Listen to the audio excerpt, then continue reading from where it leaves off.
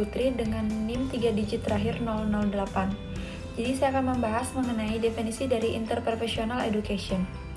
Interprofessional education merupakan suatu kolaborasi pembelajaran antara dua atau lebih profesi kesehatan yang berbeda untuk meningkatkan kemampuan kolaborasi, kualitas pelayanan, dan pelaksanaan kesehatan. Implementasi interprofessional education di bidang kesehatan diterapkan kepada mahasiswa dengan tujuan menanamkan kompetensi IPE sejak dini, sehingga mahasiswa dapat meningkatkan kualitas pelayanan bersama dengan profesi kesehatan yang lain ketika berada di lapangan secara profesional.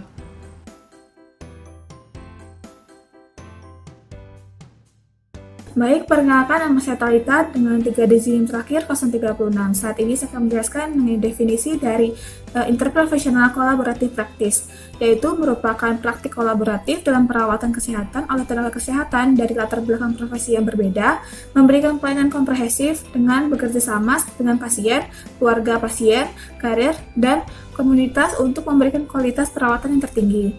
Selanjutnya, IPCP ini dapat melibatkan juga lebih dari satu penyedia layanan kesehatan yang berbeda dalam menerapkan keterampilan dan pengetahuan mereka dalam manajemen perawatan pasien. Kolaborasi akan terjadi saat individu memiliki rasa saling menghormati dan bersedia bekerja sama dengan satu sama lain profesi. Sekian dan terima kasih. Perkenalkan, nama saya Rena Sari Megayanti dengan 3 digit NIM terakhir 037 dari Prodi PSSKPD.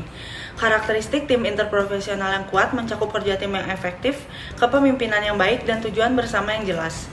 Selain itu, cara anggota kelompok bekerja dan berinteraksi satu sama lain juga sangat mempengaruhi kualitas kerja tim. IPCP dalam perawatan kesehatan tidak dapat terbentuk begitu saja.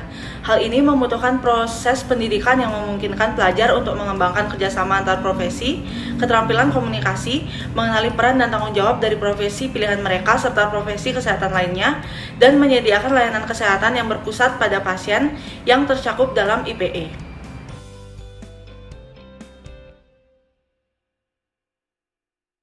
Mengapa IPE dibutuhkan? Sebagai tenaga kesehatan, kerjasama antar profesi dibutuhkan agar dapat memberikan pelayanan yang maksimal. Dalam membentuk kerjasama itu, IPE menjadi salah satu metode yang dapat digunakan dalam pembelajaran. IPE dibutuhkan agar nantinya tenaga kesehatan yang dibentuk dapat memberikan pelayanan kesehatan yang bermutu pada era global seperti sekarang.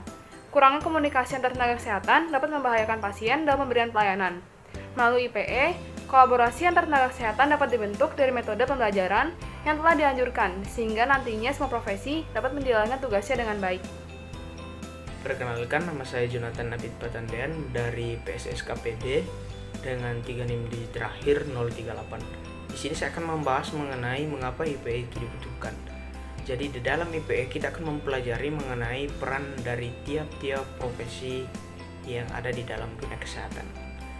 Dengan mengetahui peran tersebut, maka nantinya diharapkan kita dapat meningkatkan pelayanan kepada masyarakat yang mengutamakan kualitas dan keselamatan pasien. Selain dalam hal kolaborasi peran, dalam IPE kita juga dapat belajar mengenai komunikasi dalam dunia medis, agar hal-hal yang berhubungan dengan kesalahan medis akibat komunikasi yang buruk, baik antara tenaga kesehatan maupun antara pasien dan tenaga kesehatan, dapat diminimalisir.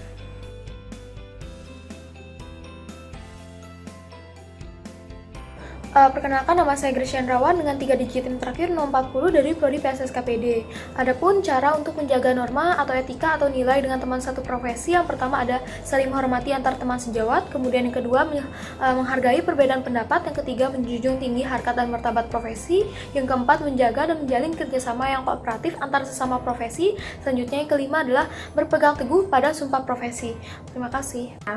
Nama saya Gustiayu Devi Savitri dengan 3 digit NIM terakhir 045 dari Cabang Studi Kesehatan Masyarakat.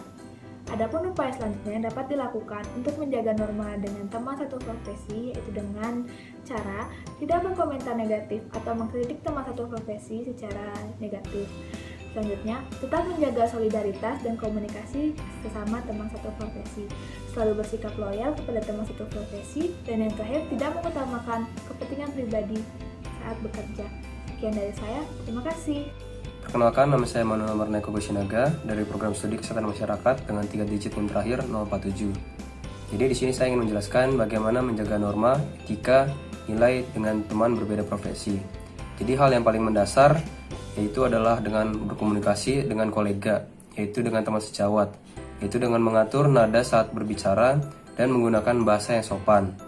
Yang kedua, tidak boleh menyinggung perasaan sesama kolega, melecehkan atau bahkan menggoda rekan kerja lainnya. Yang ketiga, yaitu menggunakan pakaian yang rapi, karena pakaian tersebut akan mencerminkan profesi kita sendiri. Dan yang keempat, yang terakhir, yang paling penting adalah untuk menghormati privasi antar profesi.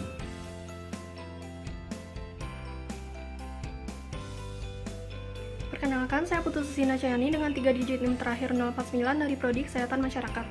Pesatnya perkembangan pengetahuan ilmiah menyebabkan penanganan kesehatan semakin kompleks, sehingga dokter sendiri membutuhkan kerjasama dan saling mendukung antar satu sama lain dengan profesi kesehatan lainnya, baik dalam penanganan pasien maupun pencegahan penyakit. Setiap anggota dari masing-masing profesi kesehatan diharapkan memperlakukan profesi kesehatan lain sebagai keluarga, bukan orang asing, seperti janji yang disebutkan pada Deklarasi Jenewa oleh WMA. Semua penyedia layanan kesehatan memang tidaklah sama dalam hal pendidikan dan pelatihan, namun tetap memiliki kesetaraan sebagai manusia dan juga peran terhadap kesehatan pasien. Seperti hubungan dengan pasien, setiap profesi kesehatan juga dapat menerapkan hubungan tersebut untuk menjaga norma atau etika atau nilai dengan profesi kesehatan lainnya.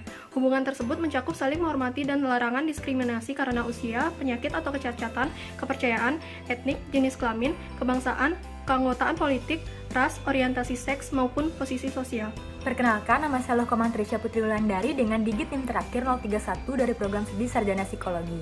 Di sini saya akan melanjutkan penjelasan mengenai menjaga norma, etika, serta nilai dengan teman berbeda profesi.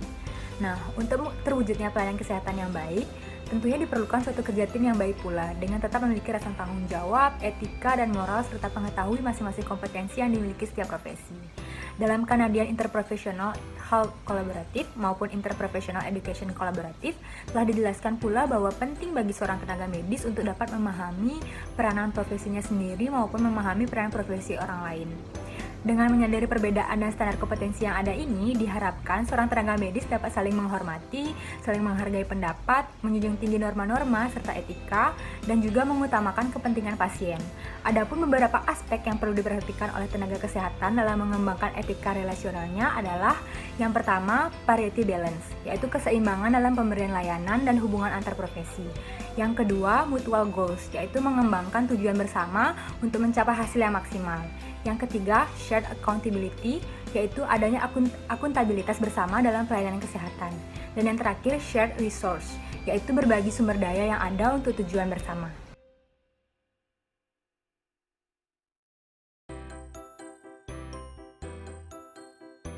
Perkenalkan, nama saya Niputu Citra Wulandari dengan 3 digit NIM terakhir 008.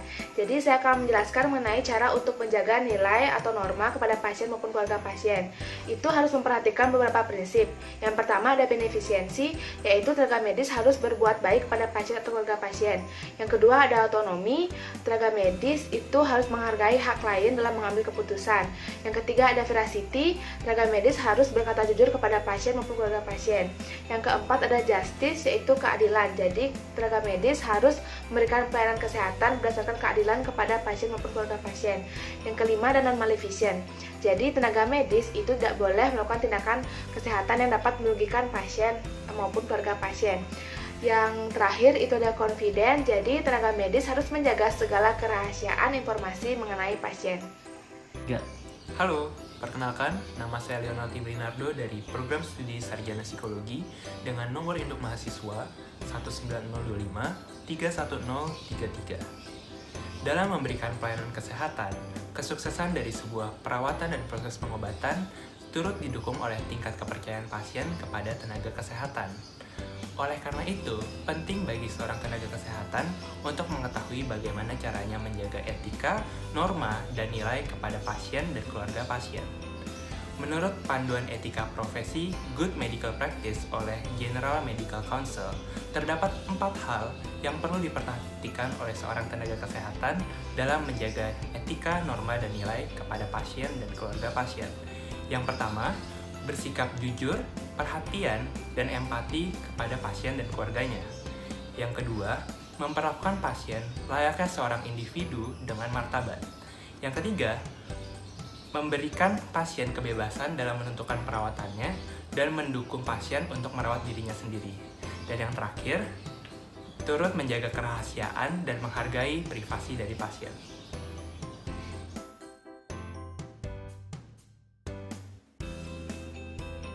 Baik, perkenalkan, nama saya Ninyaman Pratnyotari dari program studi farmasi dengan 3 digit NIM terakhir 016.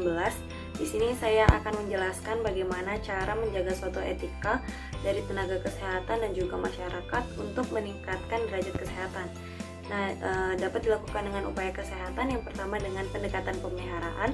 Lalu selanjutnya bisa juga dilakukan dengan cara peningkatan kesehatan yang biasa kita sebut sebagai promotif. Lalu ada juga tahapan selanjutnya yang biasa kita sebut sebagai preventif atau pencegahan dari suatu penyakit.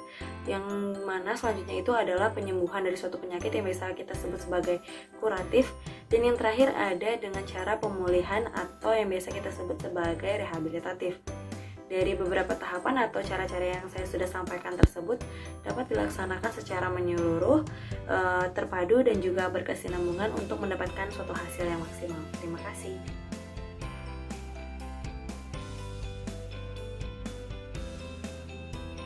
Perkenalkan, saya Laksmi Dewi dengan 3 digit NIM terakhir 017 dari program studi farmasi. Dari deretan upaya kesehatan tersebut, diharapkan tenaga medis dan juga masyarakat dapat saling membantu dan memahami untuk meningkatkan suatu derajat kesehatan, serta untuk semua yang terlibat dalam upaya ini agar dapat menjaga norma dan nilai etika yang ada, agar derajat kesehatan terus meningkat. Perkenalkan, nama saya Bintang Midasi Putri dengan 3 digit NIM terakhir 018 dari program studi fisioterapi. Saya akan menjelaskan bagaimana menjaga norma dengan masyarakat untuk meningkatkan derajat kesehatan. Selain menerapkan kode etik, tenaga kesehatan tentu juga harus mampu beradaptasi dengan kondisi yang ada di lingkungan. Sebab pada beberapa daerah tentu ada tradisi atau budaya yang harus dihormati. Dalam menyampaikan edukasi, tenaga kesehatan juga seharusnya memahami terlebih dahulu apa yang ingin disampaikan, agar target edukasi bisa paham dan tidak timbul kebingungan. Dengan demikian, jika edukasi bisa tersampaikan dengan baik, maka derajat kesehatan bisa meningkat.